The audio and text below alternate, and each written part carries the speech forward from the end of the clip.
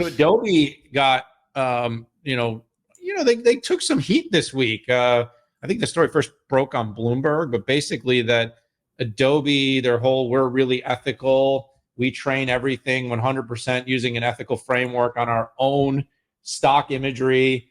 It turns out that someone was able to deconstruct the model and find that Midjourney, another model that's used, another LLM or not an LLM, it's an image generation AI tool. Some of their imagery was used in Adobe's Firefly. Pat, okay, so can I be a little bit? I'm going to be a little callous about this.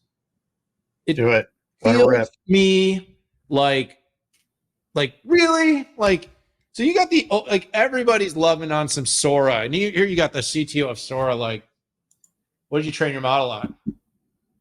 Publicly available data. Did you use YouTube? And then, by the way, did I do a pretty good impression of the interview? I'm trying to get the angle right. You did. All right. So, anyways, and they came back, and basically nobody cares, right? In the end, it's like, so basically, she didn't say we trained it on something else, but she didn't really say they didn't train it on YouTube data. So here we have a model that's 5% apparently that was trained on Midjourney. I think lower prioritized data in the overall model framework. I think if we actually unpack all the models that have been trained, we would be super disappointed to find out that everybody's telling us something that's not exactly correct.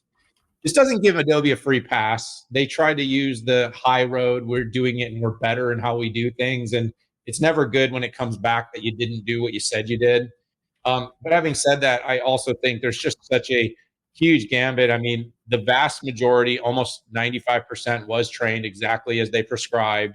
I do think that this is a little bit of clickbait. It's a little bit of oh my godism, and even the titles made it sound like Adobe used all Midjourney. It was a very small amount.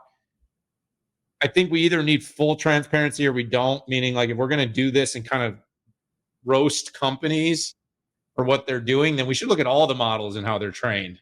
I don't think we want to do that, though. I don't think people want to know how this happened. I don't think a lot of people want to know how much of their personal and private data has probably been used, anonymized or not, to train these models. I think it's a little eerie out there. Having said that, I do think Adobe's trying very hard to hold the line, be a bit more above board, be a bit more transparent in what they're doing. Never works well when you say that, and then it comes out that you didn't do exactly what you say. But I wouldn't be surprised, Pat, and that's why I'm callous about it, is if we unpack the training data sets for almost all these models that we look at to find out that a lot of data from a lot of sources that surprise us was actually used in the making of these models. So Adobe's got a little cleanup to do, but I don't think this is as severe as the headlines. Yeah, Dan, I don't even know what to take to the bank anymore, right? I mean, this was not something that I expected from Adobe at all. And particularly the company has a page called Adobe Firefly versus Midjourney.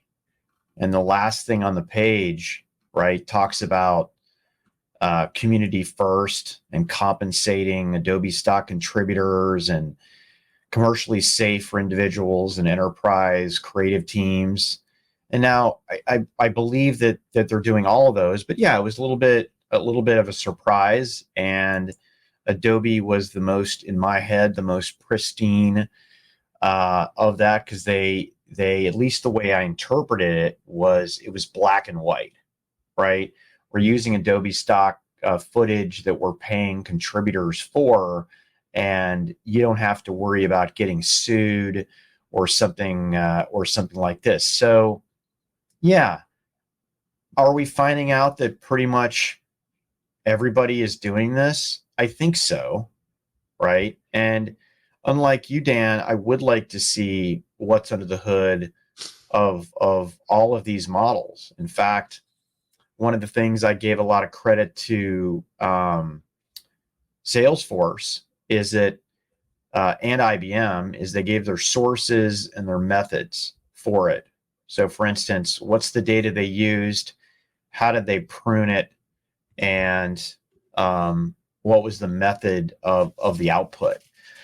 And to me, that's really good. I will bet you that Adobe's getting some indemnification requests at this point, but yeah, we're gonna have to see. And by the way, comparison to Dolly 3, like, you have no idea what they trained it on. Remarkably, when you try to create a Yoda character, it comes back and it looks like a freaking Yoda character, right? Did they totally hoover the entire Disney workup? I don't know.